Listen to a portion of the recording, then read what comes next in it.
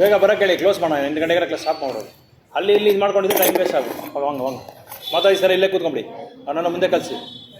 ಒಕ್ಕಾರಂಗ ராமா உட்காருங்க. நம்ம டிவோடிஸ் எல்லாம் கூப்பிடுங்க மாதாஜி. ಮುಂದೆ ಬರೋಕೆ ನೀವು ಬನ್ನಿ. ವೆಂಕಟೇಶ್ ಪ್ರಭು ಬನ್ನಿ, ಇಲ್ಲಿ ಬನ್ನಿ.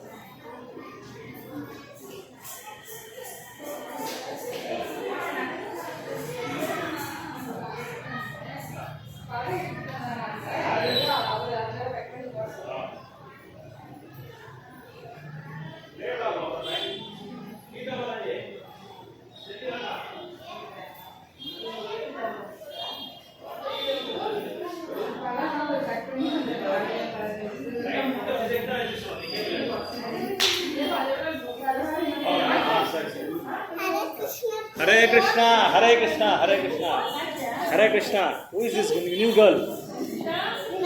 Your friend, ah? Good. Good preaching. You are preaching everyone. Baita. Om Namo Bhagavate Vasudevaya.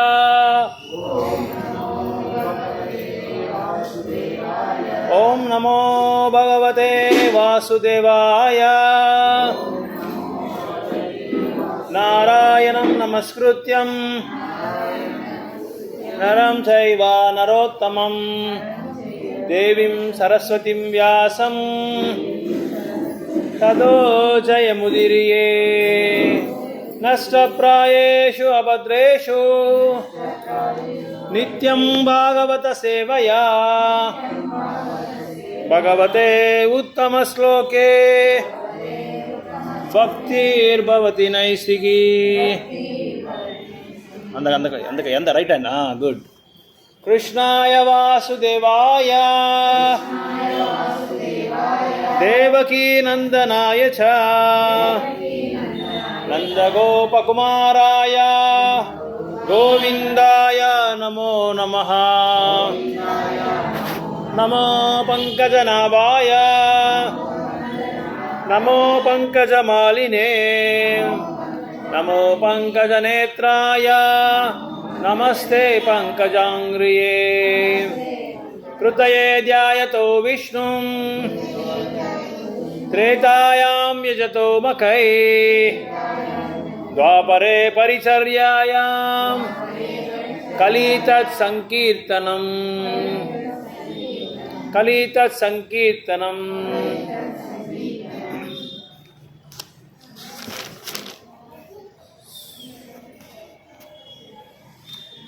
So எல்லோருக்கும் ஸ்ரீ வேணுகோபால சுவாமி சார்பாக எல்லாரையும் வரவேற்கிறோம் இந்த பகவத்கீதா செஷனுக்கு. பல மாதங்களாக இந்த மகாபாரத்தை பற்றி நம்ம பகவத்கீதா பின்னலை அந்த சரித்திரையை பற்றி நம்ம வந்து டிஸ்கஸ் பண்ணிகிட்டே இருக்கிறோம். ஸோ லாஸ்ட்டு செஷனில் நம்ம என்ன சர்ச்சை பண்ணோம், யுதிஷ்ட மகாராஜ் தர்மராஜர் பற்றி நம்ம வந்து அவரோட கேரக்டரிஸ்டிக்ஸ், அவரோட குணங்கள்லாம் எப்படி இருக்குன்னு சொல்லி நம்ம அவங்கள பார்த்தோம். ஸோ அப்படி பார்க்கும்போது யுதிஷ்ட மகாராஜோட பேர் பாண்டவோட பேருக்கும் அவங்களோட குணங்களுக்கு வந்து அது சரியாக மேட்சிங் என்ன சொல்கிறது, சரியாக பொருத்தமாக இருந்ததுனால அது வந்து அவங்க வச்ச பேர், அவங்க பண்ணுற அந்த குணங்களுக்கு, அவங்க பண்ணுற செயல்களுக்கு எல்லாமே கரெக்டாக இருந்தது. ஹரே கிருஷ்ணா. ஸோ இப்போ நம்ம பார்க்க போகிறது என்னென்னா, இன்றைக்கி நம்ம வந்து யுதிஷ்ட மகாராஜ் இது இன்னும் நம்ம வந்து முடிக்கல, அவங்களோட குணங்கள் வந்து இன்னும் நிறைய இருக்குது. அந்த குணங்களெல்லாம் நம்ம பார்க்க போகிறோம். ஸோ நம்ம பார்த்தோம் யுதிஷ்ட மகாராஜுக்கு எதுக்காக அந்த பேர் வச்சுருக்கோம், யுதிஷ்டரான்ற பேர் எதுக்கு வச்சுருக்கோம். யுத்தம்னா போர், யுத்தம். ஸ்திரான்னா ஸ்திரமாக, போர்லேயும் சரியாக ஒரு காமாக இருந்தார். அப்புறம் வாழ்க்கையில்ன்ற ஒரு போரில் கூட அவங்க ரொம்ப காமாக வந்து அவங்க வாழ்க்கையை நடத்துனாங்கன்றதை வந்து நம்ம பார்க்கலாம். அதே மாதிரி அர்ஜுனா வந்து ஸ்பாட்லெஸ், எந்த ஒரு தப்பு தவறு அபராதம் இல்லாத ஒரு நபர் வந்து அர்ஜுனர்ன்றது பார்த்தோம் நம்ம. அந்த மாதிரி பீமரை பார்த்தோம். பீமா வந்து எல்லாத்துலேயும் அவர் வந்து இஸ் பிக், எல்லாத்தையும் அவர் பெருசாக இருப்பார். அவங்க பண்ணுற செயல் பெருசு, அவங்க சாப்பிட்றதும் நிறைய சாப்பிடுவாங்க. அந்த சாப்பிட்றதுக்கு தகுந்த மாதிரி செயலும் கரெக்டாக வந்து ரொம்ப ரொம்ப பெரிய டாஸ்க், ஹெர்குலன் டாஸ்க்னு சொல்லுவாங்க. பெரிய பெரிய நபர்களை வந்து வதம் பண்ணுவாங்க. ரொம்ப பலசாலி பீமர். நக்குலர் வந்து ஹேண்ட்ஸம்னு சொல்லி நான் பார்த்தேன், ரொம்ப handsome. That means is giving hand to someone. ஆனால் அப்படின்னு என்ன அர்த்தம், நக்குலர் எப்பவும் வந்து ஒரு சகாயமாக மற்றவங்களுக்கு வந்து உதவியாக வந்து அவங்க வந்து அவங்களோட நேச்சர், அவங்களோட இயற்கை அந்த மாதிரி இருந்தது. அதாவது அவங்க குணம், அவங்களோட அண்ணன் தம்பிங்களை வந்தால் எல்லாருக்குமே எப்பவும் அவங்கள வந்து சகாயம் பண்ணிகிட்டே இருப்பாங்க, அவங்களுக்கு வந்து மத்தத்தை கொடுத்துட்டே இருப்பாங்க. சகாதேவர் வந்து என்ன அவரோட குணம், சகாதேவ் பாண்டவர், அஸ்ட்ராலஜர், ஜோதிஷர். ஸோ சரியான சமயத்தில் அவங்களோட அண்ணனான தர்மருக்கு வந்து ஒரு ஹிண்ட் கொடுப்பாங்க.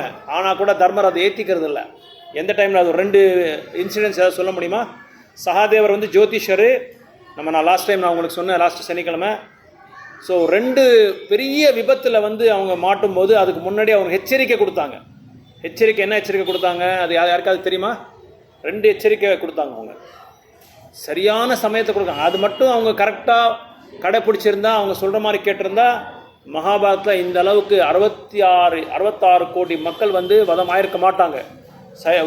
பைட்டமா keep don't keep running, okay, should listen here, because Venugopala Swami is here and all devotees are assembled here, isn't it?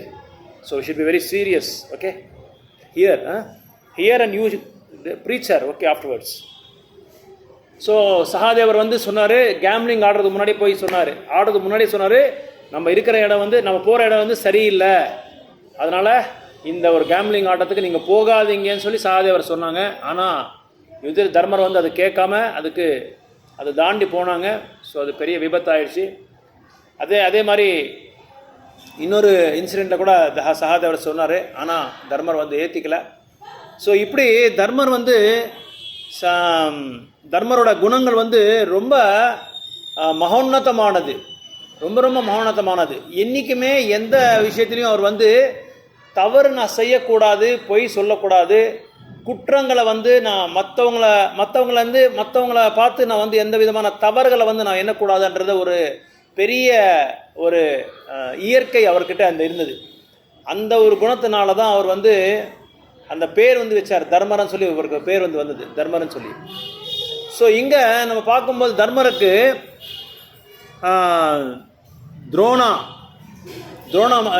Dronacharya யாரு? குருவோட குலத்துக்கு வந்து ஒரு குரு அவரு.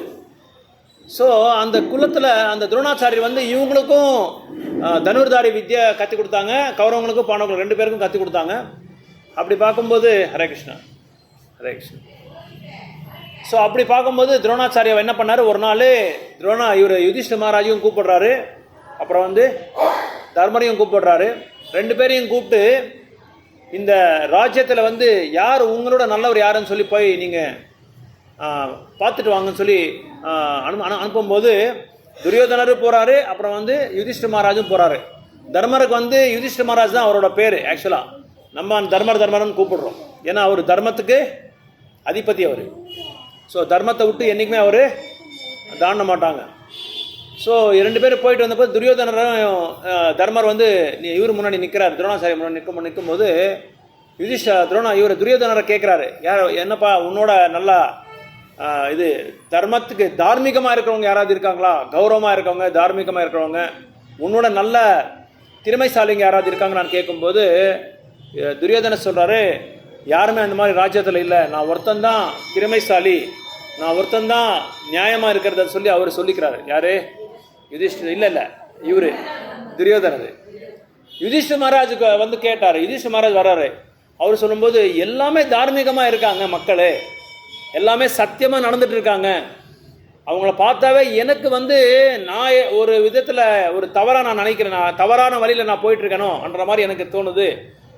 எல்லாமே என்னோட நல்லவங்களாக இருக்காங்க, நல்ல நியாயமாக இருக்காங்க, யோக்கியத்தனமாக வந்து வாழ்ந்துட்டு இருக்காங்க அப்படின்னு சொல்லி அவர் சொல்லும்போது, அப்போது நம்ம இங்கே பார்க்கலாம் தர்மரோட அந்த மனோபாவங்கள், தர்மரோட தாட் ப்ராசஸ்.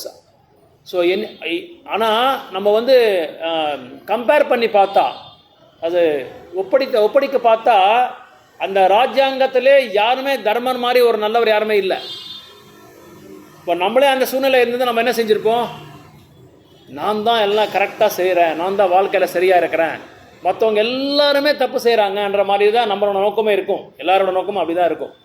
ஏன்னா நம்மளோட தவறுகள் வந்து நம்ம வந்து என்றைக்குமே நினைக்கிறது இல்லை, அதை சுட்டு காட்டுறதும் இல்லை. நம்ம எல்லாருமே தப்பு, நான் தான் கரெக்டுன்ற மாதிரி தான் நம்மளோட நோக்கமே இருக்கும். அந்த மாதிரி தான் மனோபாவம் எல்லாருக்குமே இருக்கும். எவ்வளோதான் நம்ம வந்து கரெக்டாக சாதனை பண்ணாலும் பக்தி பண்ணாலும் இருந்தாலும் நம்மளோட ஈகோ வந்து நம்மளை அலோவ் பண்ணாது, நம்மளோட அகம் வந்து நம்மளை அனுமதி கொடுக்காது. அதனால் ஏன்டா நீ தப்பாக நீ சொல்லிக்கிற, அப்படி சொல்லிக்காத, நம்ம மனசே சொல்லும், நம்ம மைண்ட் சொல்லும், நீ கரெக்டு தான் இருக்கிற, அவங்க தான் தப்பு செய்கிறாங்கன்றது நம்ம மனசு சொல்லிகிட்டே இருக்கும். அதனால் தர்மரோட அந்த மனோபாவத்தை நம்ம பார்க்கலாம், அவரோட யோசனைகளை நம்ம பார்க்கலாம், அவங்களோட எண்ணங்களை நம்ம பார்க்கலாம் அங்கே. ஸோ அதே மாதிரி ராஜசூய யக்னம் ஒரு தடவை பண்ணாங்க. இந்த ராஜசூய யக்னத்தில் யுதிஷ்ட மகாராஜ் தான் தலைமை.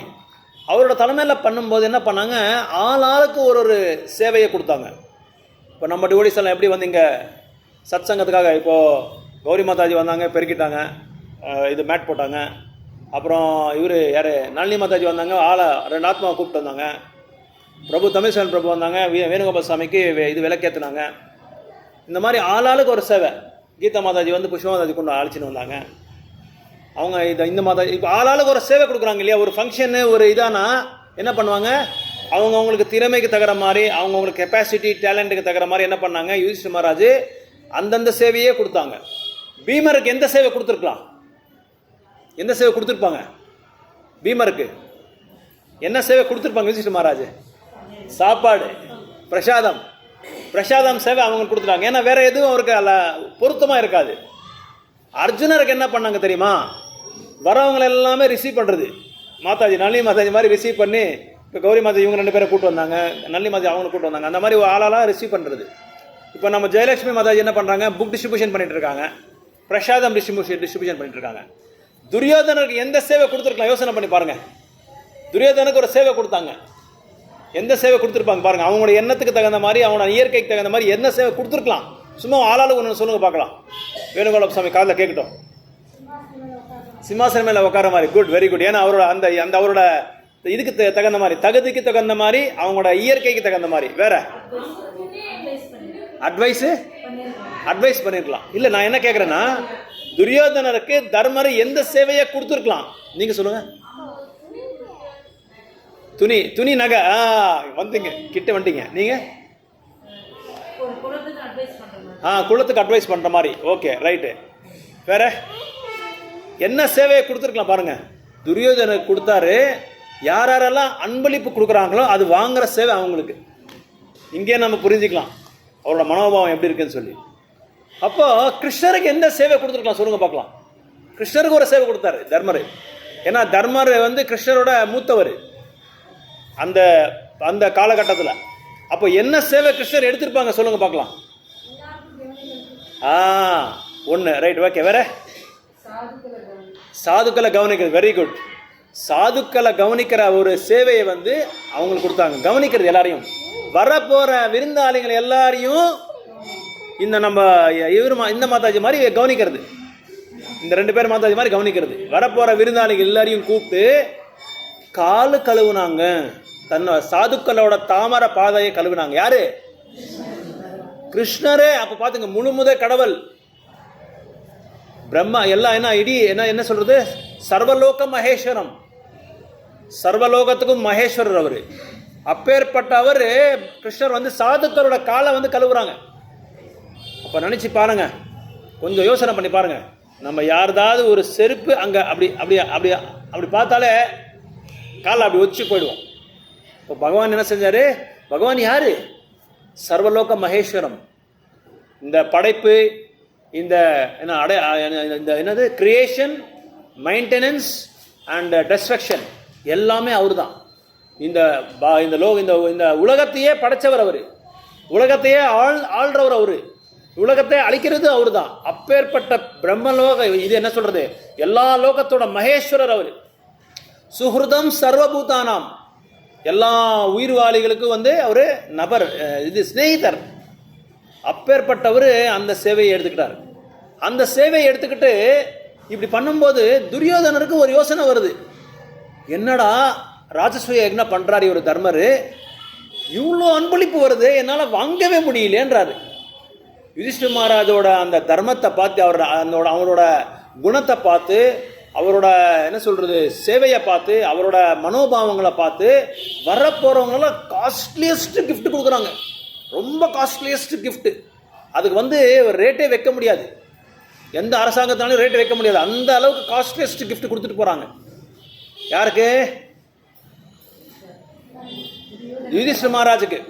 யாரை கொடுக்குறாங்க? வரப்போறாங்க எல்லாருமே, தேவர்கள் எல்லாமே. இதை பார்த்த உடனே துரியோதனருக்கு என்ன ஆயிடுச்சுன்னா, பால் எப்படி பொங்குதோ அந்த மாதிரி அவங்களோட இது அப்படியே பொங்கிட்டு இருக்கு அவங்களுக்கு. அவங்களால அந்த பொறாமை வந்து தாங்க முடியல. ஏண்டா இந்த மாதிரி இப்படியெல்லாம் கொடுக்குறாங்களே தர்மருக்கு, இப்படி இப்போ என்ன சொல்றது, ஒரு விலையே வைக்க முடியாது, அந்த அளவுக்கு ஒரு பெரிய பெரிய பொக்கிஷங்கள் எல்லாம் கொடுத்துட்டு இருக்காங்க தர்மருக்கு. அப்புறம் இது முடிஞ்ச பிறகு என்ன ஆகுதுன்னா, அந்த ப்ரைஸஸ், அந்த இது பொக்கிஷம் எல்லாமே யுதிஷ்டிர மகாராஜ் கிட்ட போகுது. துரியோதனர் அந்த டைம்ல பாருங்க, துரியோதனரோட இது எப்படி இருக்கு, மனோபாவம் எப்படி இருக்கு பாருங்க, தாட்ஸ் எப்படி இருக்கு பாருங்க. இப்போ நம்ம கூட யோசனை பண்ணி பாருங்க, ஒரு நம்ம வீட்டில் ஒரு கல்யாணம் ஆகுது, நம்ம தங்கச்சி பையனுக்கோ அண்ணா பையனுக்கோ இல்லை ஒரு தம்பி பையனுக்கோ யாருக்கோ ஒரு கல்யாணம் ஆகுது. அந்த கல்யாண சமயத்தில் நம்ம பக்கத்தில் உட்கார வச்சிருக்கோம், நம்மளை உட்கார வச்சு நம்ம சரி கிஃப்ட் எல்லாம் வாங்குறோம், பணம் கிஃப்ட் எல்லாமே வாங்குறோம். Silence please, Hare Krishna, don't speak. So எல்லாமே வாங்குறோம். அப்போ நம்மளுக்கு எப்படி இருக்கும், ஆளாளுக்கு ஒருத்தர் 5000 ரூபாய் கவரில் கொடுக்குறான், ஒருத்தர் 10,000 ரூபாய் கொடுக்குறான், ஒருத்தர் மோதிரம் கொடுக்குறான், டைமண்ட் ரிங்கு கொடுக்குறான், இன்னொருத்தன் வந்து நெக்லஸ் கொடுக்குறான், செயின் ஜிஆர்டியில் வாங்கினது.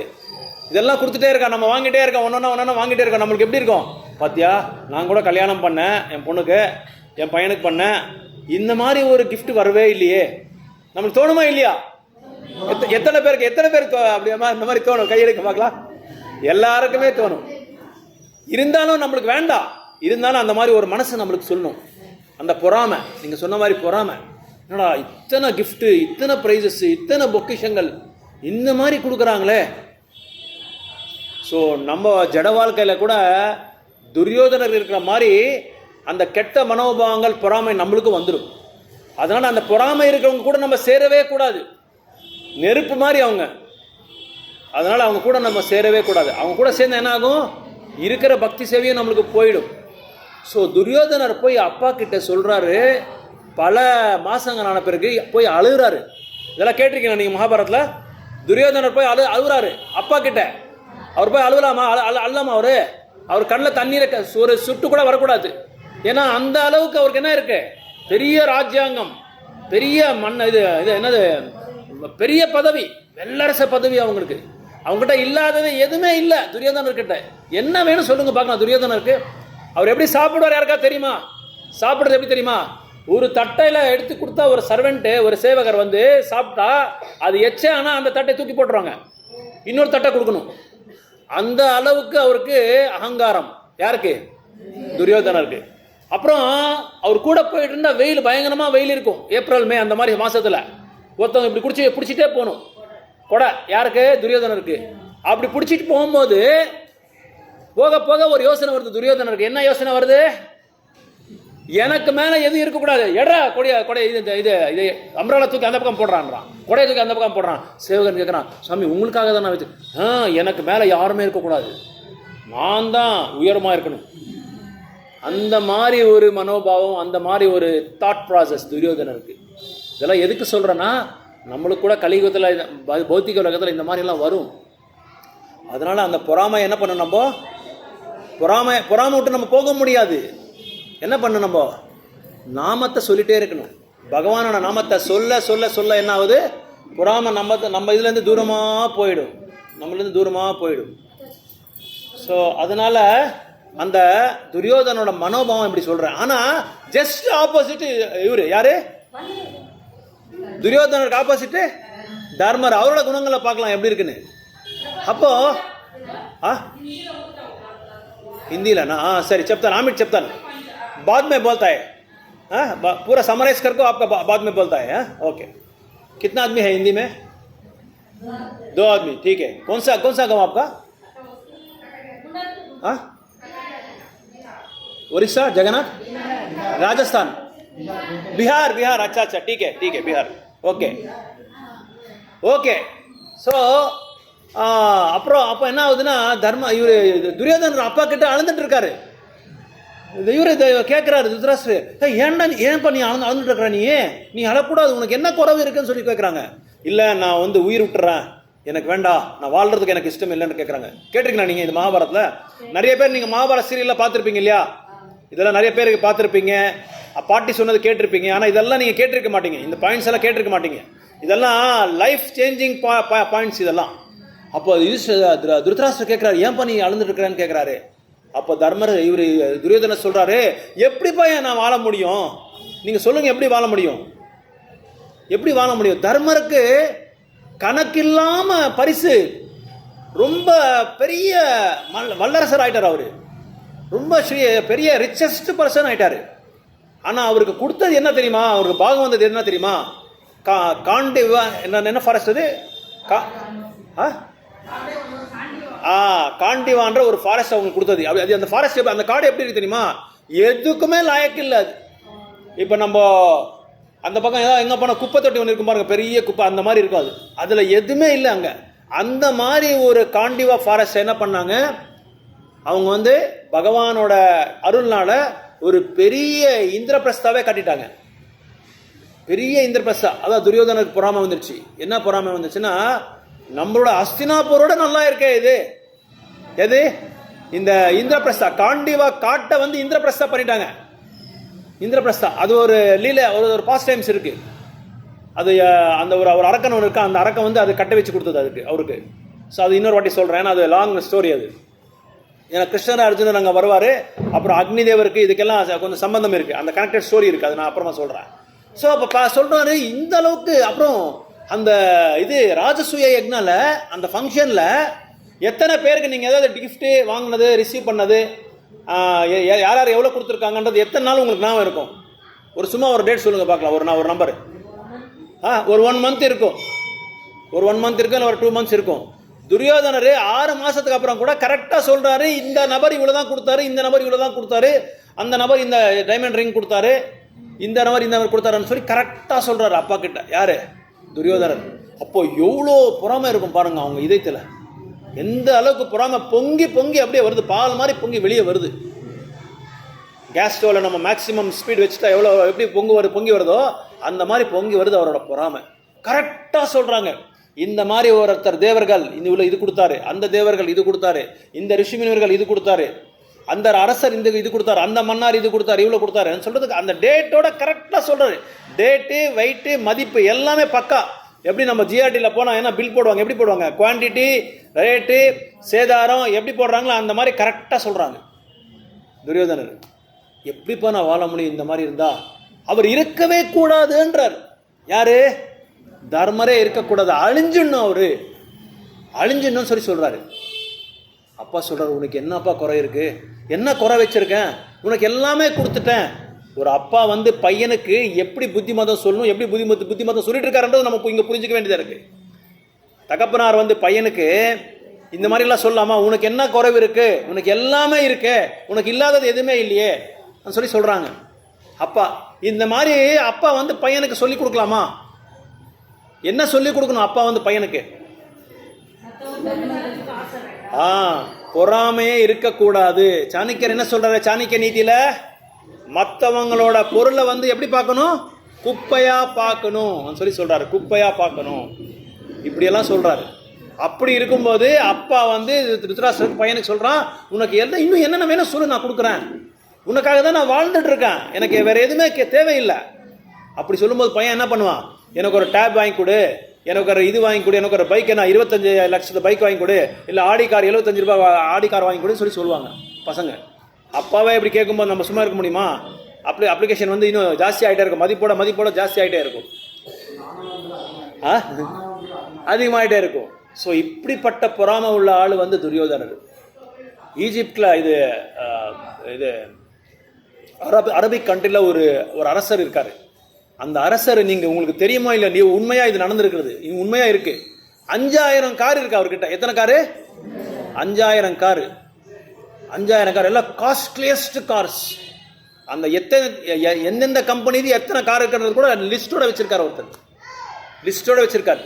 5000 கார் வச்சு வாழ முடியுமா? நம்ம எவ்வளோதான் நம்ம என்ஜாய் பண்ண முடியும், எல்லாம் நம்ம அனுபவிக்க முடியும்.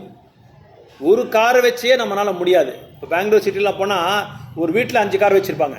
அப்பாவுக்கு ஒன்று, அம்மாவுக்கு ஒன்று, பையனுக்கு ஒன்று, மருமகளுக்கு ஒன்று, பேத்திக்கு ஒன்று. அப்படி வச்சே அவங்களால வெளியே பார்க்கிங் பண்ணுறாங்க காரு. ஸோ இந்த மாதிரி 5000 கார் வச்சுருக்காங்க ஒரு ஆள். அவர் பேர் சுல்தான். அதில் ஃபெராரி 3500 காரு, அப்புறம் வந்து பென்ட்லிஸ் 3600 கார், 360 காரு, BMW 185 காரு, ஜாகர் 160 காரு, பிராண்டோட இருக்கு. லும்பினி என்ற கார் ரொம்ப காஸ்ட்லியஸ்ட் கார், அது 20 காரு. இந்த மாதிரி இப்போ லிஸ்ட்டு போட்டுட்டு போனால் 5000 காரு. அப்புறம் இன்னொன்று என்னன்னா, அவங்களோட மனைவிக்கு ஒரு பரிசு கொடுத்தாரு. அது அவங்களோட ஜெட் ஃப்ளைட் ஒன்று இருக்கு. அந்த ஃப்ளைட்டில் கோல்டில் பண்ண பாத்ரூம் மலமூத்திரங்கள் விசர்ஜனை பண்ணுற ஒரு இடத்துக்கு கோல்டில் பண்ணியிருக்காங்க. அந்த கமோடு கூட கோல்டில் இருக்கு. இப்படியெல்லாம் மக்கள் இருக்காங்க. அப்புறம் இமால்டா மார்கோஸ் என்ற ஒரு என்ன சொல்கிறது, யுவராணிக்கு என்ன யுவராணி கரெக்டா? யுவராணி. அந்த யுவராணிக்கு 3000 ஷூஸ் இருக்கு. ஷூஸ், பாதரட்சங்கள் 3000 ஷூஸ். மகாராணி மகாராணி கரெக்ட், மகாராணி எக்ஸாக்ட்லி மகாராணி. அந்த மகாராணிக்கு 3000 ஷூஸ் இருக்கு. நம்ம விராட ரூபம் எடுத்தால் கூட அந்த அளவுக்கு ஷூஸ் போட்டிக்க முடியாது நம்மளால. அந்த அளவுக்கு ஷூஸ் இருக்கு. அத்தனை ஷூஸ் இருக்கு, 3000 ஷூஸ். பிலிப்பைன்ஸில் ஒரு பிரைம் மினிஸ்டர் இருந்தார். அந்த அவரு மகாராணி மாதிரி அந்த பிலிப்பைன்ஸுக்கு. அவங்க கிட்ட 5000 சேலைகள் இது இருக்கு, ட்ரெஸ்ஸு. நம்ம மாதிரி சேலைலாம் கிடையாது, அது பார்க்கறதுக்கே அசிங்கமாக இருக்கு. அந்த மாதிரி ட்ரெஸ்ஸு 5000 ஜோடி இருக்கு அவங்ககிட்ட. இப்படியெல்லாம் மக்கள் வந்து புலன் இன்பத்தை இப்படியெல்லாம் அனுபவிச்சுட்டு இருக்காங்க. அப்புறம் சவுதியில் ஒரு கிங் இருக்காரு. அவரோட இந்த இவருக்கு இமால்டா மார்கோஸ், அவங்க ஹஸ்பண்ட் வந்து ராஜா. அந்த ராஜா வந்து மனைவிக்கு பர்த்டேக்கு ஒரு ட்ரெஸ் வாங்கி கொடுத்தாரு. எவ்வளோ மதிப்பு இருக்கலாம் சொல்லுங்க பார்க்கலாம், இந்தியனோட கரன்சியில். சுமார் ஒரு நம்பர் சொல்லுங்க பார்க்கலாம். 25 கோடி. Very good. வேற 191 கோடி 91 லட்சம்.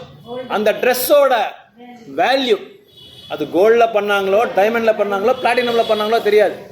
அந்த ட்ரெஸ்ஸோட வேல்யூ 191 crores 97 lakhs. ஸோ இப்படி ஒரு இது வாங்கி கொடுத்தாரு அவருக்கு, ட்ரெஸ் ஒன்று வாங்கி கொடுத்தாரு. ஆனால் அதே மாதிரி யுதிஷ்டிர மகாராஜா கம்பேர் பண்ணி பாருங்க, தர்மரை கம்பேர் பண்ணி பாருங்க. என்றைக்குமே அவர் காட்டுக்கு போகும்போது, வனத்துக்கு போகும்போது, he was beggar, பிச்சைக்கார மாதிரி, கையில் எதுவுமே இல்லை தர்மர்கிட்ட. But still he was longing for brahmanas. அந்த பிராமணர்களுக்கு ஒரு வாக்கு கொடுத்துட்டாங்க. 10,000 பிராமணங்க அவங்க கூட வந்த பிராமணருக்கு எப்படி நான் அவங்கள கேர் எடுத்துக்க போகிறேன், எப்படி நான் அவங்கள சேவை பண்ண போகிறேன். இப்போது நம்ம கையில் காசு இல்லை, சுத்தமாக பாக்கெட்டில் எதுவும் காசு இல்லை, சொத்து கித்து எதுவுமே நம்மக்கிட்ட இல்லைன்னு நினச்சிக்கோங்களேன். நம்ம காட்டுக்கு வந்துட்டோம். அப்போ நம்ம என்ன நினைக்கிறோம்? நம்மளோட தாட் ப்ராசஸ் என்ன இருக்கும்? நம்மளோட தாட் ப்ராசஸ்ஸு சாப்பாடுக்கு என்ன வேணும்னு சொல்லி நம்ம யோசனை பண்ணுவோம். இருக்கிறதுக்கா ரைட், வெரி குட். சாயந்தரத்துக்குள்ளே ஷெல்டர் வேணும், நம்மளுக்கு தங்குறதுக்கு இடம் வேணும் முக்கியமாக. இதெல்லாம் நம்ம யோசனை பண்ணுவோம் இல்லையா? ஆனால் அதை பற்றி எதுவுமே யோசனை பண்ணல யுதிஷ்டிர மகாராஜ். தர்மர் எதை பற்றி யோசனை பண்ணார்? இந்த பிராமணர்கள் என் கூட வந்திருக்காங்களே 10,000 பேர், அவங்கள எப்படி நான் வந்து கேர் எடுத்துக்க போகிறேன், அவங்களுக்கு எப்படி நான் வந்து பிரசாதம் கொடுக்க போகிறேன், அவங்களுக்கு எப்படி நான் சேவை செய்ய போகிறேன், அவங்களுக்கு எப்படி நான் தொண்டு செய்ய போகிறேன், அந்த கைங்கரியத்தை பற்றி யோசனை பண்ணுறாங்க தர்மர். நம்ம அந்த மாதிரி நிலைமையில இருந்து நம்ம யோசனை பண்ணுவோமா? உடனே யாராவது கன்னடாவில் சொல்லுவாங்க, ಯಾರ ಮನೆಯಲ್ಲ ಕಣ್ಣ ಹಾಕಬೇಕು ಅಂತ ಕನ್ನಡದಲ್ಲಿ ಹೇಳ್ತಾರೆ. ಆ ಥರ ನಮ್ಗೆ ಬಂದ್ಬಿಡುತ್ತೆ, ಯಾಕಂದರೆ ನಮ್ಮ ಗತಿ ಆ ಥರ ಇರುತ್ತೆ. ಹೌದು. ஸோ நாவேನು ಮಾಡ್ತೀವಿ, ನಮ್ಮ ಬಗ್ಗೆ ನಾವು ನೋಡ್ಕೊತೀರಿ. நம்ம சாப்பாடை பற்றி, நம்ம உணவு பற்றி, நம்மளோட கம்ரே கானா ரொட்டி மக்கானான்னு சொல்லுவாங்க ஹிந்தியில், அந்த மாதிரி அதை பற்றி தான் நம்ம யோசனை பண்ண தவிர மற்றவங்கள பற்றி யோசனை பண்ணல. ஆனால் இவங்களோட எண்ணம் எப்படி இருக்குன்னா, அந்த பிராமணர்களுக்கு என்ன ஆகிட போகுதோ, பிராமணர்களுக்கு நம்மளை அழைச்சிட்டு வந்து அவங்களுக்கு என்ன, அவங்கள வந்து அபராதம் ஆகிட போகுது. ஏன்னா பிராமணர்களை என்றைக்குமே அழைச்சிட்டு வந்து அவங்கள வந்து இல்லைன்னு சொல்லி அனுப்பக்கூடாது என்றைக்குமே, அது ஒரு பெரிய அபராதம். அதை பற்றி யோசனை பண்ணுறார் தர்மர். அப்புறம் இங்கே நம்ம என்ன நினச்சிக்கலாம்னா, is earning with integrity and spending with compassion. அவரோட இது பிரின்சிபல்ஸ் எப்படின்னா, அவரோட முக்கியமான ஒரு குணம் எப்படின்னா, அவங்க என்ன சம்பாதிக்கிறாங்கன்னா ஹானஸ்டியை சம்பாதிக்கிறாங்க, சத்தியமாக இருக்கிறது சம்பாதிக்கிறாங்க, சத்தியமாக குணமாக இருக்கிறது சம்பாதிக்கிறாங்க. அப்புறம் மற்றவங்களுக்காக வாழ்கிறாங்க, அவங்களுக்காக அவங்க வாழல. Selfless service, selfless method of life, மற்றவங்களுக்காக வாழ்றதுக்காக தான் முயற்சி பண்ணுறாங்க தர்மர். ஸோ அதே துரியோதனரை பார்த்தா earn with duplicity, spend with passion. என்றைக்குமே தவறான வழியில் தான் போகிறார் துரியோதனர். அப்புறம் மற்றவங்கக்கிட்ட என்ன இருக்குன்றது பொறாம. நம்ம பார்த்தோமா இல்லையா, மற்றவங்ககிட்ட என்ன இருக்கோ அது எப்படியாவது அவங்களுக்கு இல்லாமல் செஞ்சிடணும். அதுக்கு எஸ் நோ பாலிசின்னுவாங்க. எஸ் நோ பாலிசின்னா எனக்கு எஸ், மற்றவங்களுக்கெல்லாம் நோ. நான் நல்லா இருக்கணும், மற்றவங்கெல்லாம் அழிஞ்சிடணும், அவங்க இருக்கவே கூடாது. இப்போ பௌத்திக உலகத்தில் கூட அப்படி தான் நடந்துட்டு இருக்கு. உலகம் எல்லாமே அந்த இடத்துல நடந்துருக்கு. நான் நல்லா இருக்கணும், நீங்கள் எப்படியாவது அழிஞ்சிடணும். ஆனால் நம்ம பரத தேசத்தோட குணம், நம்ம பரத வருஷத்தோட அந்த பக்தி சேவையினால, அந்த நாகரிகத்தினால, அந்த விட்டு கொடுக்குற கணம் நம்ம இந்தியா மட்டும்தான் இருக்கு, நம்ம பரத நாட்டில் மட்டும்தான் இருக்கு அந்த குணம். ஏன்?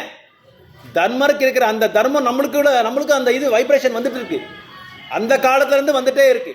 அதனால தான் நம்மளுக்கு யாராவது பார்த்தா ஒரு 10 ரூபாவது கொடுக்கலாமே, அட்லீஸ்ட் ஒரு பழமாவது கொடுக்கலாமே, ஒரு பிரசாதம் கொடுக்கலாமே, அந்த குணம் தான் நம்மளுக்கு இருக்குது. எப்படியாவது அவங்களுக்கு அட்லீஸ்ட் நம்மக்கிட்ட இல்லைன்னு கூட பரவாயில்ல, ஏதோ கொஞ்சம் கொடுக்கலாமே. இது நம்ம நாட்டில் நம்ம பார்க்கலாம், எல்லா நாட்டிலும் எல்லாருக்கிட்டையும் அந்த இது இருக்குது. எவ்வளோதான் நம்ம கட்டோரமாக இருந்தால் கூட, எவ்வளோதான் நம்ம வந்து நம்மளோட ஹார்ட் வந்து ராக் கல்லாக இருந்தால் கூட பரவாயில்ல, நம்மளுக்கு அந்த குணம் வந்துடுது. ஏன்னா அந்த காலத்துலேருந்து அந்த சாதுக்கள், அந்த முனிவர்கள், அந்த ரிஷிவர்கள், அந்த பக்தர்கள், ஆச்சாரியா ஸ்ரீபாத் ராமானுச்சாரியா இங்கே இருக்கார், யாருக்கா தெரியுமா? இங்கே இருக்கார் ராமானுச்சாரியா. அவரோட இதெல்லாம் அந்த அந்த அந்த மனோபாவங்கள், அவங்க எஸ்டாப்ளிஷ் பண்ண இந்த பெரிய வைஷ்ணவ சம்பிரதாயம், சனாதன தர்மத்தை, அதெல்லாம் நம்மக்கிட்ட பதவி ஆகிட்டு இருக்கு இதயத்தில். அதை நம்ம வந்து கடைப்பிடிக்காமல் நம்ம விட்டுருக்கோம். நம்மளுக்கு என்னப்பான்னு சொல்லி விட்டுட்டுருக்கோம். அதை வந்து நம்ம எடுத்து சொல்லணும், மற்ற ஜெனரேஷன் நெக்ஸ்ட் ஒரு தலைமுறைக்கு வந்து அது போய் சேரணும். இதெல்லாம் நம்ம தர்மர்கிட்ட பார்க்கலாம். அப்புறம் இன்னொரு முக்கியமான விஷயம், தர்மர் ஏன் கேம்லிங் ஆனார்? என்ன சொல்கிறேன், கேம்லிங்கு சூதாட்டம் எதுக்கு ஆடினார்? 2 ரீசன் இருக்குது அதுக்கு. தர்மர் சூதாட்டம் ஆடுறதுக்கு 2 ரீசன். ஒன்று, இந்த ராஜசூய யக்னா நடக்கும்போது என்ன ஆச்சுன்னா, அவரோட தலைமையில் அங்கே சிசுபாலன்ற ஒருத்தர் இருக்கார். இவர் யாருன்னா, சிசுபாலரோட இது பகவான் கிருஷ்ணரோட இது சிசுபாலருக்கு வந்து கிருஷ்ணர் அங்கிள் ஆகணும், மாமா ஆகணும், தாய் மாமா மாதிரி ஆகணும், தாய் மாமா. இந்த சிசுபாலர் பொறுக்கும் போதே சில என்னாச்சு, டிஃபார்மேஷன். அவருக்கு வந்து அவரோட உடல் வந்து சரியாக ஒரு அந்த பிறக்கிறதுல கொஞ்சம் குறை இருக்குது. அவருக்கு என்ன குறை இருக்குன்னா, கண் வந்து நம்மளுக்கு எத்தனை கண் வரும்? 2, அவங்களுக்கு 3 கண். கை நம்மளுக்கு 2 கை, அவங்களுக்கு 3 கை. கால் 3 கால். இதெல்லாம் நீங்கள் மகாபாரதத்தில் பார்த்துருப்பீங்க. ஆனால் இந்த ஒரு முக்கியமான பாயிண்ட்ஸ் எல்லாம் அவங்க சொல்லலை. ஏன்னா அது அவ்வளோ போனஃபைடாக அவங்க எடுக்கல அவங்க. ஸோ எல்லாமே 3 மூணாக இருக்குது அவங்களுக்கு. யாருக்கு? சிசுபாலருக்கு. இது பார்த்த உடனே சிசுபாலரோட அம்மா சாதுக்களை கிட்ட போகிறாங்க. சாதுக்களை கிட்ட போக்கிட்டு, என் குழந்தை இந்த மாதிரி இருக்கே, எல்லாமே அங்கங்கள் எல்லாமே ஒன்றா எக்ஸ்ட்ரா இருக்கே, அதிகமாக இருக்கே, இதுக்கு நான் என்ன பண்ணிட்டோன்னு சொல்லி கேட்குறாங்க. அந்த சாதுக்கள் சொல்கிறாங்க, நீங்கள் ஒன்றும் கவலைப்படாதீங்க, இதை பற்றி நீங்கள் கவலைப்படாதீங்க, இது சரியாயிடும். இது யார் உங்கள் குழந்தைய முதல் தடவை அவரை தாக்குறாரோ அப்போ அவர் எடுக்கும் போதே அந்த ஒரு பாட்டாக ஒரு அந்த அங்கமாக கீழே விழுந்துடும் சொல்கிறாரு. அப்போ சந்தோஷமாயிடுச்சு அம்மாவுக்கு. அப்புறம் ஆனால் பட், இந்த பட்ன்றது நம்ம வாழ்க்கையில் என்ன ஆகும், 100 இருக்குது டெம்பரேச்சர், இது பிபி அப்படியே ரைஸ் ஆகிட்டே இருக்கும். பட் என்றாலே நமக்கு அப்படியே அந்த ஹார்ட் பீட்டே ஸ்டாப் ஆகிடுற மாதிரி ஆகிடும். மேலே உட்காருங்க. ஸோ அப்போது சேர் கூட இருக்குது, சேர் மேலே உட்காருங்க, பரவாயில்ல. ஸோ அப்போ என்னாச்சுன்னா சிசுபாலர் பார்க்குறாரு, இது அம்மா பார்க்குறாரு. அப்போ என்ன சொல்லுங்கள் சாமி சொல்லுங்கன்னு சொல்கிறாங்க.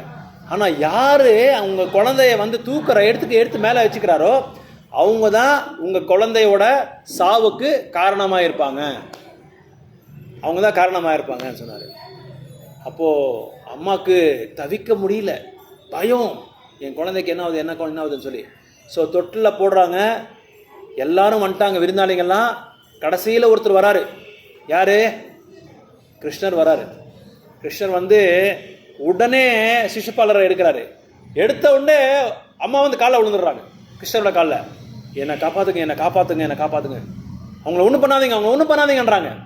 எதுவுமே பண்ணாதீங்க, எதுவுமே பண்ணாதீங்க. ஏன்னா இவங்க சொல்லிட்டாருங்களே சாதுக்கள், அந்த காலத்தில் சாதுக்கள் வார்த்தை எல்லாமே கரெக்டாக நடக்கும்.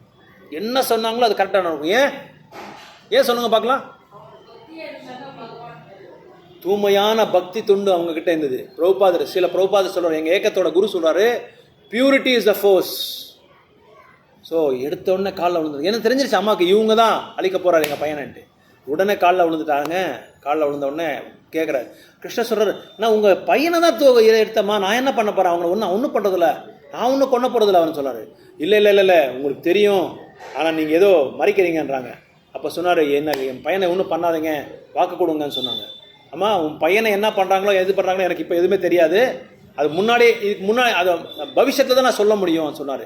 எப்படியாவது என் பையனை காப்பாற்றுங்கன்னு சொல்கிறாங்க. ஸோ அந்த அம்மா அது என்ன சொல்கிறது, ரொம்ப கேட்டதுனால, ரொம்ப பிரார்த்தனை பண்ணதுனால கிருஷ்ணர் சொல்கிறாரு, அம்மா அவன் பையனை நான் எதுவுமே பண்ண மாட்டேன், 100 தடவை எனக்கு அவங்க என்ன அபராதம் பண்ணலாம், என்னை திட்டலாம், என்னை எது வேணாலும் சொல்லலாம், 100 தடவை, 101 தடவை திட்டினா அதுக்கு மேலே நான் இது பண்ண மாட்டேன், நான் பொறுத்துக்க மாட்டேன், நான் பொறுத்துக்க மாட்டேன்னு சொல்லிட்டாங்க. அப்போ பரவாயில்ல, அம்மாவுக்கு சந்தோஷமாயிடுச்சு. யார் போய் 100 தடவை திட்டுறாங்க, யாராவது திட்டுறாங்க 100 தடவை, யாரும் திட்ட போகிறதில்ல. ஒரு எதிரியானா கூட 100 தடவை திட்ட போகிறதில்ல. ஏன்னா வாய் வலிக்கும் இல்லையா, எத்தனை தடவை நம்ம திட்ட போகிறோம், அதுக்கு வேர்ட்ஸ் கூட இல்லை. அப்புறம் நம்ம கவிஞர் மாதிரி உட்காந்து எழுதிட்டே இருக்கணும் எத்தனை இருக்குன்ட்டு. அதனால் விட்டாங்க. சரி, கிருஷ்ணன் அம்மாவுக்கு சந்தோஷமாயிடுச்சு, பரவாயில்ல, யாருமே 100 தடவை திட்டுறதில்ல. ஆனால் ராஜசூய ஏகத்தில் என்ன பண்ணான், ஆனால் ஒரு தடவை திட்டிகிட்டே இருக்கான் இவன். யார்? சிசுபாலன் ஒரு தடவை திட்டிகிட்டே இருக்கார் கிருஷ்ணரை, எல்லா தடவையும் திட்டிகிட்டே இருக்காரு. கவுண்ட் பண்ணுறாரு நம்பர், நம்ம கவுண்டர் இங்கே இருக்குது, அந்த மாதிரி கவுண்ட் பண்ணுறாரு. நம்ம ஜெபம் பண்ணும்போது இது பண்ணுறோம் இல்லையா, அதுக்கு ஒரு கவுண்டர் இருக்கும், அந்த மாதிரி இவர் கவுண்ட் பண்ணி திட்டிகிட்டே இருக்காரு. ஆனால் ஸ்டாப் பண்ணிடுறாரு. ராஜசூய யக்ஞத்தில் ஒரு ரிச்சுவல், ஒரு சடங்கு. என்ன சடங்குன்னா, அம்மா மேலே உட்காரு, சேர் மேலே ஒரு சடங்கு. என்ன சடங்குன்னா, யார் இந்த ராஜசூய யக்ஞத்தில் மூத்தவரா நம்ம அக்செப்ட் பண்ணும், யார் மூத்தவரா நீங்கள் கன்சிடரேஷன் பண்ணுறீங்கன்னு சொல்லி கேட்குறாங்க. அப்படி கேட்கும்போது யாரை கேட்கணும், யுதிஷ்டர் மகாராஜா கேட்குறாங்க. ஏன்னா அவர் தான் தலைமை. யுதிஷ்டர் மகாராஜா சொல்கிறாரு, எல்லாரையும் பார்க்குறாரு. யார்? எங்கள் பீஷ்மர் இருக்காரு, துரோணர் இருக்காரு, எல்லாம் பெரிய பெரிய ஆளுங்களாம் இருக்காங்க. எல்லாரையும் விட்டுட்டு பகவான் தர்மர் சொல்கிறாரு, கிருஷ்ணர் தான், அவர் தான் உயர்ந்தமான அவர் வைஷ்ணவர், அவர் தான் உயர்ந்தமான இது என்னது அந்த ஸ்தானத்தை அவருக்கு தான் கொடுக்கணும்னு சொல்லி வாக்கு கொடுக்குறாரு. யார்? தர்மர். அப்போது தர்மர் சொன்ன உடனே என்னாச்சுன்னா, சிசுபாலனுக்கு தாங்க முடியல, பொறாமை. இவனுக்கு போய் நீங்கள் இவனுக்கு, அது பகவான, இவனுக்கு போய் அந்த தலைமை கொடுக்குறீங்களா, அந்த ஸ்தானத்தை கொடுக்குறீங்களா? இவன் யார்? வெண்ணை திருடுறவன் இவன், மாடு மேய்க்கிறவன், பொய் சொல்கிறவன் இவன். இவனுக்கு போய் இப்படியெல்லாம் திட்ட ஆரம்பிச்சிட்டான், அபராதம் பண்ண ஆரம்பிச்சிட்டான். நிறைய விமர்சனங்கள் கிருஷ்ணன் பகவான் மேலே. அதனால தான் யாராவது பகவான் மேலே திட்டினா கூட நம்ம அங்கே அந்த இடத்துல இருக்கக்கூடாது. அந்த இடத்துல இருந்தால் நம்ம கூட அந்த விமர்சனம் பண்ண மாதிரி ஆகிடும். அதனால் நம்ம பகவானை பற்றி கேட்ட நிறைய பிரச்சாரம் பண்ணணும். நம்ம எல்லாருமே சொல்லணும். எழுதி குழந்தைங்களாம் இந்த மாதிரி கூட்டு வரணும். வேணுகோபால் எப்படி நீங்கள் கூட்டு வரீங்க அந்த மாதிரி குழந்தைங்களை கூட்டு வரணும். பகவானுக்கு வந்து பிரார்த்தனை பண்ண சொல்லணும். தூயமான பக்தி தொண்டு எனக்கு கொடுங்கன்னு சொல்லி நம்ம சொல்லிக் கொடுக்கணும் நம்ம குழந்தைங்களுக்கெல்லாம். அப்போ என்ன செஞ்சார், 99 ஆயிடுச்சு, 99 ஆயிடுச்சு கவுண்டிங்கு. 99 ஆயிடுச்சு, கிருஷ்ணர் பார்த்துட்டே இருக்காரு. 100 ஆயிடுச்சு. அப்புறம் 101 திட்ட போனான் பாரு. உடனே கையிலேருந்து சுதர்சன சக்கரம் போயிடுச்சு. போய் அவரோட சிரஸை வந்து கண்டிச்சிட்டாங்க. யாரோட சிரசு? சிசுபாலோட சிரசு. இங்கே ஒரு கட்டணம் நடக்குது, ஒரு சம்பவம் நடக்குது. அந்த சம்பவம் வந்து மகாபாரத டிவியில் கூட உங்களுக்கு சொல்லலை யாருமே. இதுதான் மகாபாரத்துக்கு வந்து டேர்னிங் பாயிண்ட்.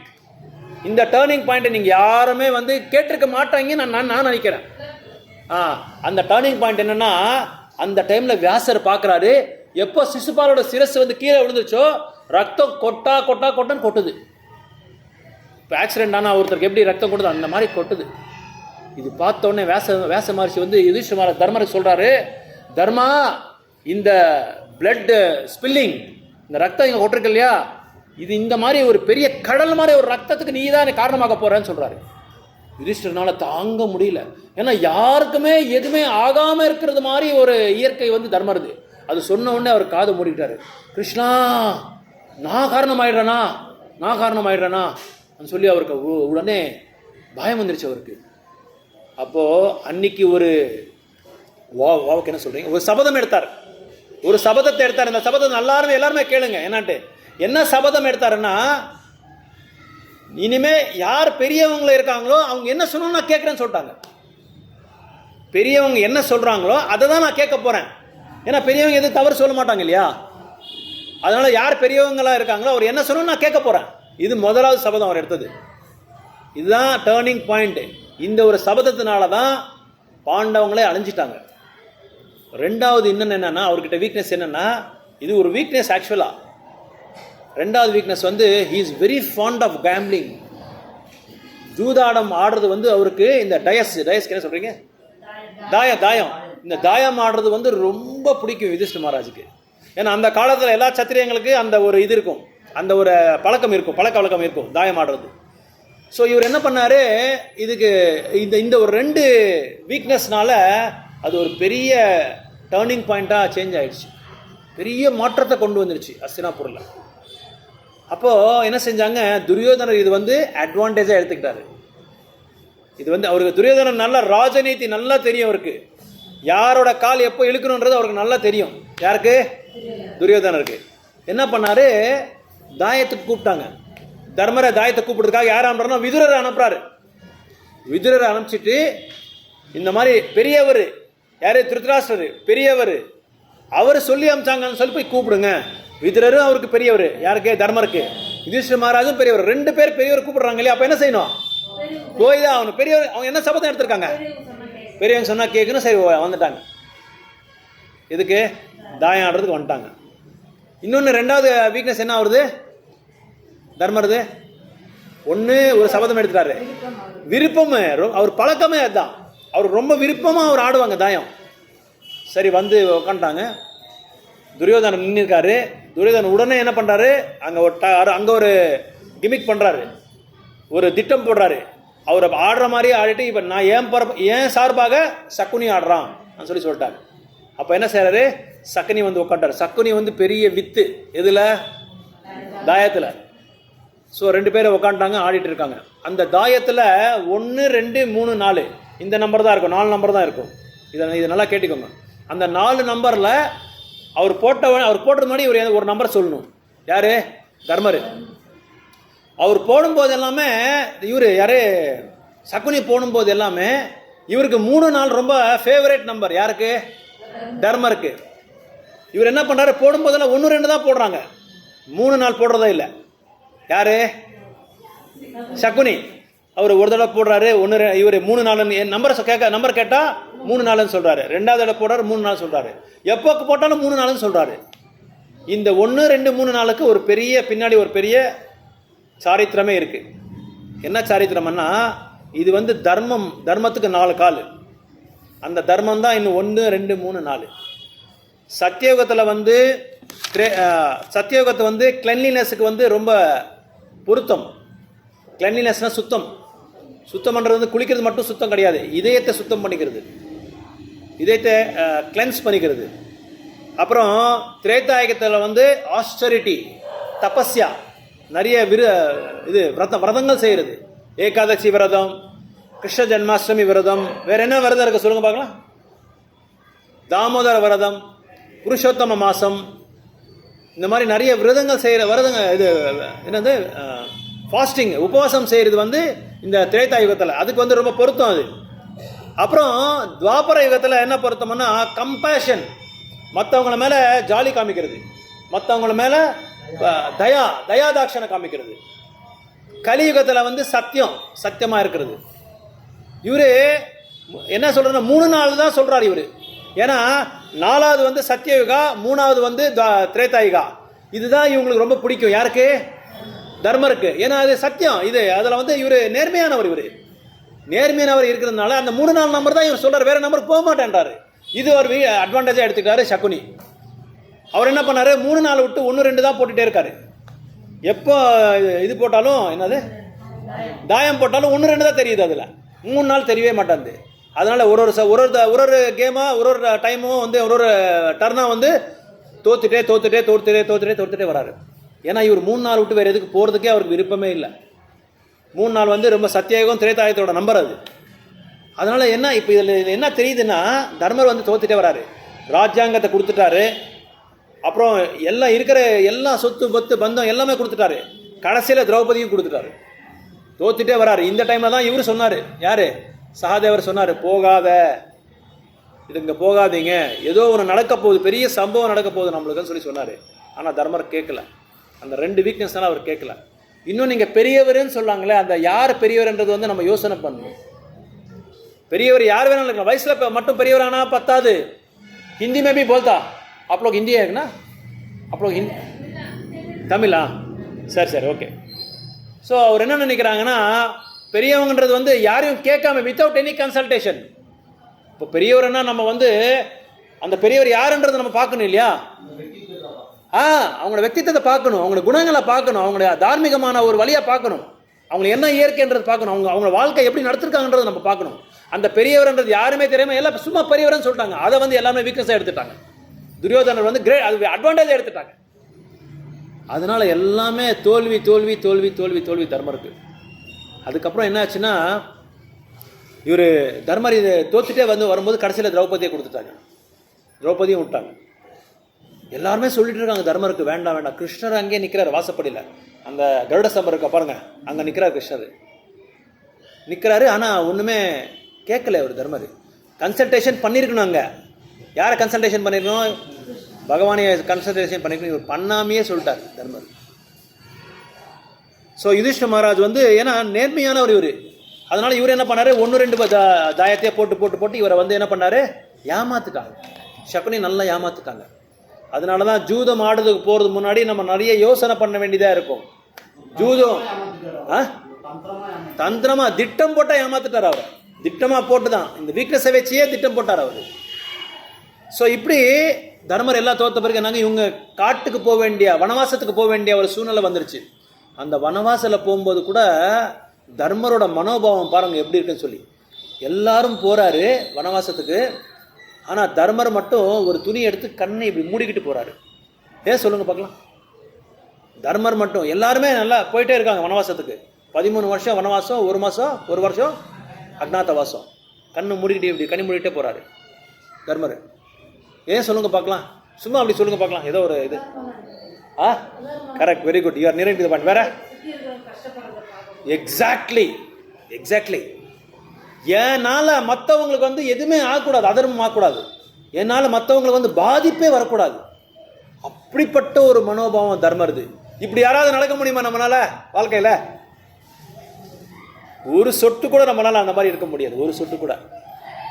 நானே அவமானத்தில் இருக்கிறேன், யாரை பார்த்தா எனக்கு என்ன நம்ம பண்ணோம் அப்படி நினைப்போம் நம்ம. ஆனால் தர்மர் வந்து கண்ணு மூடிட்டு எடுத்து போகிறாரு. ஏன்னால் இது உலகமே அழிஞ்சிச்சு, இப்போ இருக்கிறவங்களுக்காவது என்னால் எதுவும் பாதிப்பு வரக்கூடாது அந்த மாதிரி கண்ணு மூடிட்டு போகிறாரு தர்மர். இப்போ அப்படிப்பட்ட ஒரு மனோபாவம், அப்படிப்பட்ட ஒரு குணம் தர்மருது. சரி, காட்டில் போயிட்டே இருக்காங்க. காட்டுக்கு எல்லாம் 5 பாண்டவர்கள் போகிறாங்க, திரௌபதி போகிறாங்க, எல்லாருமே போயிட்டே இருக்காங்க. அப்புறம் யோசனை வருது எல்லாருக்குமே, கேம்லிங்னால, இந்த மாதிரி ஜூதாட்டம்னால தர்மர் செஞ்ச அந்த சபதம் போட்டார், அந்த சபதத்தை வந்து அவங்க கடைப்பிடிச்சிட்டே வந்தாங்க கடைசி வரைக்கும். நான் சொன்னதான், நான் அதை வந்து கீழே அது விட்டு நான் வரமாட்டேன்ட்டு அப்படியே அது கடைப்பிடிச்சிட்டே போயிட்டார். ஸோ இப்படி தர்மர் கடைசியில் என்னாச்சுன்னா, இதில் வந்து நம்ம கற்றுக்க வேண்டிய லெசன்ஸ் என்னன்னு சொல்லி நம்ம பார்க்கலாம். ஏன்னா மகாபாரத் வந்து வியாச மகர்ஷி தன்னோட பிறப்பை பற்றியே அங்கே எழுதினார். அவங்களோட பிறப்பை பற்றி உங்களுக்கு சொல்லியிருக்கேன் ஆல்ரெடி. வியாசர் எப்படியெல்லாம் பிறந்தாருன்றது நம்ம உங்களுக்கு சொல்லியிருக்கேன். அவரை பற்றி கூட அவர் மறைச்சிருக்கலாம், ஆனால் அது எழுதினார் மகாபாரத். அப்போ அவ்வளோ பெரிய நூல் இது மகாபாரத், அவ்வளோ பெரிய நூல் இது மகாபாரத். ஸோ வியாச மகர்ஷி அந்த யுதிஷ்டரோட வீக்னஸை பற்றி இதில் எழுதியிருக்காரு மகாபாரத்தில். அவர்கிட்ட என்னென்ன குறைவுகள் இருக்குது, அவர்கிட்ட என்னென்ன இந்த வீக்னஸ் என்ன இருக்குன்றது பின் பாயிண்ட்டாக சொல்கிறாங்க. அதை ஃபோக்கஸ் பண்ணி சொல்கிறாங்க. இதெல்லாம் நான் ஏன் இவ்வளோ அடித்து சொல்கிறேன்னா, நம்மளோட மனோபாவங்களை இந்த மாதிரி சூழ்நிலை வரும்போது நம்ம எப்படி கரெக்டாக ஆக்ட் பண்ணும், எப்படி நம்ம நடந்துக்கணுன்றது வந்து நம்ம உங்களுக்கு சொல்லிட்டு இருக்கோம். ஏன்னா தர்மத்தை நம்ம லாஸ்ட் ஒரு ஸ்லோகா ஒன்று ரிசைட் பண்ணோம். நான் இருக்குங்களா, தர்மோ ரக்ஷத்தை. எப்போ நம்ம தர்மத்தை வந்து ரட்சணை பண்ணுறோமோ அப்போ நம்ம தர்மம் வந்து நம்மளை ரட்சணை பண்ணணும். அந்த தர்மம் தான் பகவானுக்கு செய்கிற பக்தி, பகவானுக்கு சொல்கிற ஹரிநாமம், கோயிலுக்கு வந்து இந்த மாதிரி சிரவணம் பண்ணுறது, இது எல்லாமே நம்மளுக்கு தேவை. இதுதான் தர்மம். உண்மையான தர்மம் எது? யாரோ பிச்சைக்காரனை பார்த்தா ஒரு 10 ரூபா கொடுக்குறதோ 5 ரூபா கொடுக்குறதோ தர்மம் கிடையாது. அது தர்மம் தான் இல்லைன்ல. ஆனால் உண்மையான தர்மம் பகவானுக்கு நம்ம சேவகனாக இருக்கணும், சாஸ்வதமான சேவகனாக இருக்கணும், இட்டர்னல் சர்வெண்ட். ஜீவேர ஸ்வரூபாய் நித்தியரே கிருஷ்ணதாசா. பகவானுக்கு நித்தியமாக தாசராக இருக்கணும். அப்படி தாசனாக இருக்கணும்னா என்ன ஆகணும்? பகவானோட நாமத்தை தான் சொல்லணும். ஏன்னா கலியுகத்தில் அதுதான் யுக தர்மம். வேற எந்த வழியும் அவ்வளோதான், நம்மளுக்கு பலன் கொடுக்காது. அதெல்லாம் சப்போர்ட் பண்ணும். இப்போ விளக்கேற்றுறது, பகவானை வந்து தரிசனம் பண்ணுறது, எல்லாமே பக்தி தொண்டு தான். ஆனால் உயர்ந்தமான பக்தி தொண்டு ஒன்று இருக்கு இல்லையா, உயர்ந்தமான ஒரு பக்தி தொண்டு. ஏன்னா எல்லாத்துக்கும் கிரேட் இருக்குது, நம்பர் 1, நம்பர் 2, நம்பர் 3. அந்த மாதிரி உயர்ந்தமான ஒரு பக்தி தொண்டு நம்பர் 1 கிரேட் எதுன்னா பகவானோட நாமத்தை வந்து உச்சரிக்கிறது. அது தர்மம் வந்து தான் காப்பாற்று. அதுதான் கலியுக தர்மம். யுக தர்மமே அதுதான். அந்த யுக தர்மமே பகவான நாமத்தை உச்சரிக்கிறதா. அதை விட்டு நம்ம எது செஞ்சாலும் பலன் கிடைக்கும். ஆனால் நம்ம வந்து அந்த ஸ்ட்ரேட் டு தி பாயிண்ட். இப்போ வந்து எனக்கு வயிற்று வலி, நான் இது வந்து கண் வலிக்கு டேப்லெட் கொடுத்தா நம்ம அது பொருத்தமாக இருக்குமா? பொருத்தமாக இருக்காது. வயிற்று வலி டேப்லெட் தான் கொடுக்கணும். அதனால் இப்போது கலியுகத்தோட தர்மத்துக்கு என்ன பண்ணுமோன்றதை வந்து நம்ம புரிஞ்சுக்க வேண்டியதாக இருக்கும் மனிதர்களா. ஏன்னா இந்த மனித வாழ்க்கை கிடைக்கிறதே ரொம்ப கஷ்டம், ரொம்ப ரேர், அறுது, கிடைக்காது மனித வாழ்க்கை. நம்ம எல்லாருக்குமே நம்ம மனித வாழ்க்கை பற்றி தெரியாது. டைமண்ட் மாதிரி, அது டைமண்ட் நெக்லஸ், மதிப்பே வைக்க முடியாது. அந்த அளவுக்கு ஒரு வேணுகோபால் சாமி நமக்கு இதெல்லாம் கொடுத்துருக்காரு, இந்த மனித வாழ்க்கை கொடுத்துருக்காரு. இந்த மனித வாழ்க்கை எடுத்து நம்ம வந்து அது பயன்படுத்திக்காமல் இருந்தால் மறுபடியும் எந்த யோனியில் போய் பிரவேசம் பண்ணுறோமோ, எந்த பிறகு எடுக்கிறோமோ நம்மளுக்கு தெரியாது. எந்த மொபைல் கம்பெனியில் வேலை செய்கிறோமோ, எந்த ஆண்ட்ராய்டு ஃபோனில் கம்பெனியில் வேலை செய்கிறோமோ தெரியாது நம்ம. ஏன்னா முக்கியமாக அதில் தான் எல்லாருமே இப்போது டிப் ஆகிட்டு இருக்காங்க. அதில் தான் மொபைல் ஃபோனில் தான் எல்லாம் டிப் ஆகிட்டு இருக்காங்க கீழே எல்லாருமே மக்கள். அதான் அதில் தான் மாயா இருக்குது இப்போது. அதனால் அந்த மொபைல் ஃபோன்கிட்ட ரொம்ப கேர்ஃபுல்லாக நம்ம இருக்கணும். அழிச்சிடும் நம்மளை. மாயா வந்து அந்த அளவுக்கு பவர்ஃபுல் ஒரு பாம்பு அதில் வச்சுருக்காங்க மொபைலில். பவர்ஃபுல் பாம்பு என்னைக்கு வெடிக்குமோ தெரியாது. அது வெடித்தாலே வாழ்க்கை நுக்கு என்ன சொல்லுவாங்களே, நுக்குருவராக ஆகிடும், செதறிடும், அப்படியே செதறிடும். அதனால் மொபைல் ஃபோன் ரொம்ப டேஞ்சரஸ். ஆனால் பகவானுக்காக நம்ம பயன்படுத்திக்கலாம், நம்ம ஃபேமிலிக்காக நம்ம பயன்படுத்திக்கலாம், எமர்ஜென்சிக்காக நம்ம பயன்படுத்திக்கலாம். இல்லைனா துரியோதனன் மாதிரி நம்மளுக்கு அந்த பொறாமை வந்துடும். ஸோ இங்கே தர்மர் எல்லாம் இப்போது 13 வருடங்கள் ஆயிடுச்சு, முடிஞ்சிடுச்சு 13 வருடங்கள். இப்போ நெக்ஸ்ட்டு 14வது வருடம் அக்ஞாதவாசங்கள் இருக்கணும். அக்ஞாதவாசத்தில் இல்லாத கஷ்டங்கள் அவங்களுக்கு சொல்லிக்கவே முடியாது, அந்த மாதிரி கஷ்டங்கள். ஏன்னா ஒரு தடவை யாராவது இவங்க பாண்டவங்களை தெரிஞ்சுட்டா என்ன ஆகுது, மறுபடியும் வனவாசம் 13 வருஷம். அந்த அளவுக்கு அவங்கள டெஸ்ட் பண்ணியிருக்காங்க, பரீட்சை பண்ணியிருக்காங்க. கூடயே பகவானே இருக்கார். அவங்களுக்கு இருந்து கூட இத்தனை கஷ்டங்கள் அவங்களுக்கு. யாருக்கு? பாண்டவர்களுக்கு. ஸோ அவங்களோட ஃபஸ்ட்டு வீக்னஸ் என்னென்னா destruction of everything, gambling effect. அவங்களோட முக்கியமான ஒரு வீக்னஸ் என்னென்னா கேம்லிங் மேலே அவருக்கு நிறைய பொறாமை, இது பற்று இருந்தது. அதனால தான் நம்ம கூட அந்த கேம்லிங் இப்போ என்ன நடக்குது? இப்போ நம்ம வாழ்க்கையில் நம்ம கம்பேர் பண்ணிக்கணும். மொபைல் கேம் ஆடுறது மொபைலில், அதுக்கப்புறம் வந்து கிரிக்கெட்டு, அதுக்கப்புறம் வந்து எல்லாமே ஸ்போர்ட்ஸு, அப்புறம் சினிமா, ஃபிலிம் பார்க்குறது, சீரியல், இதெல்லாமே கேம்லிங் கூட தான் வரும். இதெல்லாமே கேம்லிங்கில் தான் வரும். அந்த ஒரு இதனால தான் 66 கோடி மக்கள் வந்து இறந்துட்டாங்க யுதிஷ்டர் பண்ண அந்த கேம்லிங்னால, அந்த ஜூதாட்டம்னால. அதுதான் first lesson we have to learn that we should never go for gambling. இந்த மாதிரி ஒரு என்ன சொல்கிறது, கெட்ட பழக்க வழக்கங்களை வந்து நம்ம வந்து கிட்டேயே போகக்கூடாது. கேர்ஃபுல்லாக நான் சொன்னேன் டெசிஷன் மேக்கிங், முடிவு எடுக்கிறது எப்படின்னு சொல்லி உங்களுக்கு சொல்லியிருக்கேன் பின்னாடி கிளாஸில். அந்த டெசிஷன் மேக்கிங் ரொம்ப important. Second lesson destruction of everything. எல்லாமே அழிஞ்சிருச்சு யுதிஷ்டர்னால. கடைசியில் மனைவியே வந்து வித்துட்டாங்க அவங்க, ஜூதாட்டனால மனைவியே வித்துட்டாங்க. டெஸ்ட்ரக்ஷன் ஆஃப் எவ்ரி திங், எல்லாமே போயிடுச்சு. ராஜ்யாங்கம், குழந்தைகள் எல்லாமே போயிடுச்சு. தேர்டு வந்து இஸ் ரெப்ரசன்டிங் யமதர்மராஜ். யுதிஷ்டர் மகாராஜ் வந்து யமதர்மரோட அம்சம். Yama is for what? Yama is for minister of death. அவர் சாவுக்கே யார் அமைச்சர்னா யமதர்மராஜ். ஸோ யமதர்மராஜோட முக்கியமான ஒரு சேவைன்னா டெஸ்ட்ரக்டிவ் எனர்ஜி, அழிக்கிறது தான் அவரோட சேவை. எல்லாரையும் அழிக்கிறது தான் அவருக்கு சேவை. அந்த சேவை அவர் கொடுத்துருக்காரு பகவான். அவர் கடமை கரெக்டு. ஏன்னா அவர் கொடுத்துருக்குற அந்த இதே அவ்வளோதான், அந்த சேவை டியூட்டி தான் அவ்வளோதான். அதனால் இந்த 3 முக்கியமான பாடங்கள் வந்து நம்ம தர்மரோட வாழ்க்கையில் நம்ம வந்து கற்றுக்கலாம். அதுக்கப்புறம் இதெல்லாம் எதுக்காக பண்ணாங்க உங்களுக்கு தெரியுமா? தர்மர் இப்படி பண்ணியிருக்க கூடாது, ஆனால் பண்ணிட்டாங்க. எதுக்காக பண்ணாங்க இதெல்லாம்? அப்புறம் இன்னொன்று பண்ணாங்க, தர்மர் வந்து என்றைக்குமே பொய்யே சொல்லல. நம்மளை மாதிரி என்றைக்குமே அவர் பொய்யே சொல்றதில்ல. Okay right. ஸோ பொய்யே சொல்றதில்ல. ஆனால் கிருஷ்ணர் என்ன சொன்னார்? பொய் சொல்ல வைக்கிறார் அவர்கிட்ட. எப்படி பொய் சொல்ல வைக்கிறாருன்னா, துரோணாச்சாரியரை வந்து அழிக்கிறதுக்காக தன்னோட பையன் அஸ்வத்தாம வந்து இறந்துட்டான்னு சொல்லி நீங்கள் பொய் சொல்லணும்னு சொல்ல தர்மரால் தாங்கிக்கவே முடியல. இப்படியெல்லாம் ஒரு பொய் சொல்லுமா நான்? ஏன்னா தர்மத்துக்கே அதிபதி அவர்.